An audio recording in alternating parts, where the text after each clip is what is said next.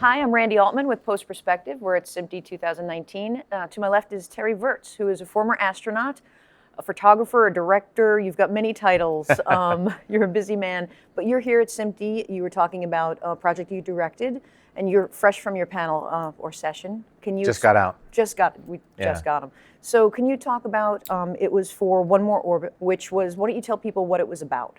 A friend of mine had this idea a few years ago to set a world record. He wanted to fly around the planet over the North Pole and South Pole faster than anybody ever has in honor of Apollo 11. So the Apollo 11 50th anniversary is this year, and this project kind of sat around and we talked about it, nothing ever happened, and then all of a sudden a few months ago, he's like, Terry, we're doing it. And originally I was going to be one of the pilots of the airplane, but that quickly, there was not enough time.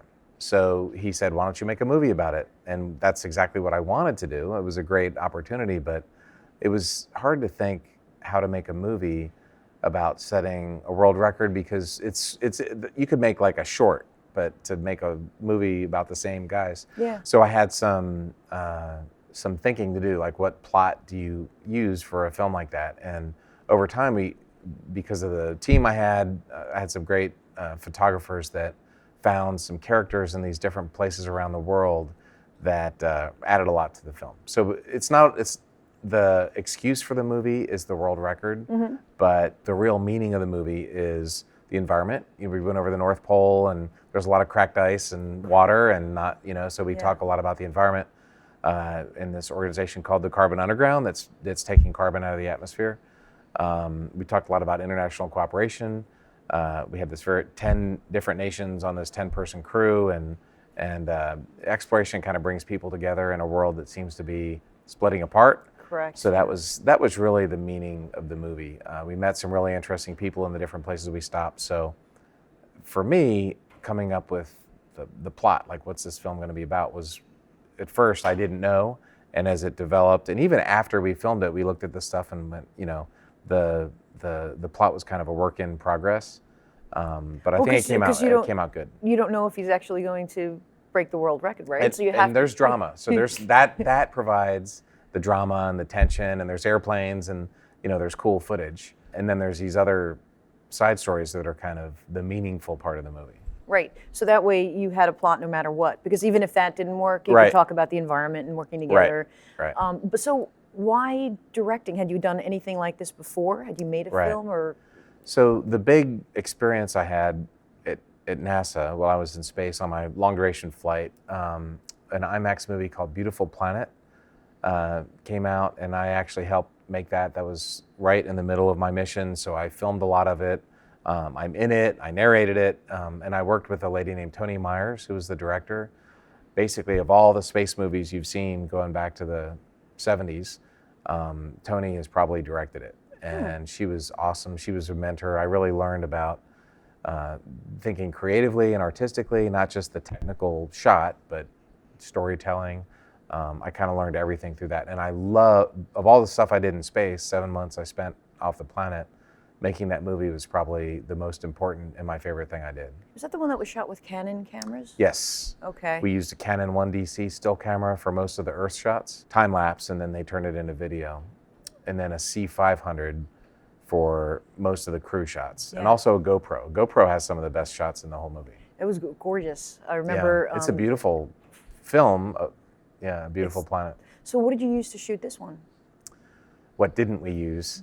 That's a long story for probably another day, but we were supposed to have one camera for everything. We had small, medium, large, and cinema cameras from one brand, and a couple weeks before they were going to send us all these, and they're going to send us some test cameras, and we had 5 different shoot locations around the world, and then a few weeks before launch, we just stopped hearing from them and no more responding to emails. And so we had to scramble.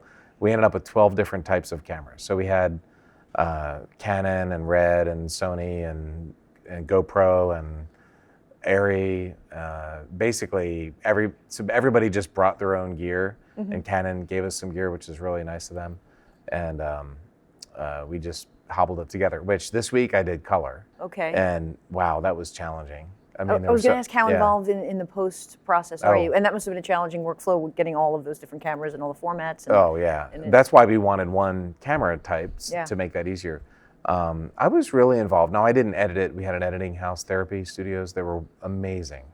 We just dumped all of this, tens of terabytes of video that we shot in a 48-hour period, and those guys went through it all. And you know, they really helped build the story. You know, the editors were really great. But I was there for the editing. I was there for the color. The graphics were a big part of it because I'm comparing orbiting from space with orbiting in an airplane. And I do it with words in my hands, but the graphic, you know, a 10-second graphic can explain a 5-minute discussion. Yeah. So the graphics were really important. But we did color this week. We finished it last night at midnight. Holy cow. Literally. Then got up, did a session here. Got up, did a session here, yeah. I was burning the clips that I wanted to use, but I didn't get to use them, unfortunately. We ran out of time.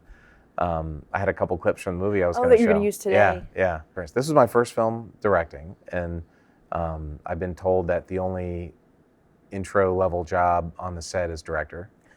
Everything else is that's the only entry level job. Would you do it again? Oh, that's what I want to do in life. Yeah, Really? I loved it. Yeah, it was great. So once you did it, you can't stop. I got the bug for sure. Yeah, I've got about 5. Once we're done here, I'm going to go talk to my production company, and we're going to plan out the next few films I've got in my brain. Very cool. Well, thank you for stopping by. Yeah. When will this be out, and where can people see it? That's one of the conversations I'm about to have. So, had we had a year, you know, we would have done a distribution deal and then filmed it. But because we had a few weeks, it was like, just go make the movie, and we finished it last night. And so today we start shopping it around. Very cool. Well, good luck with that. Thanks. And really nice to meet you. Yeah, it was Thanks, great Terry. being here. Thank you. Take care. Terry Virts, Randy Altman, SMPTE 2019.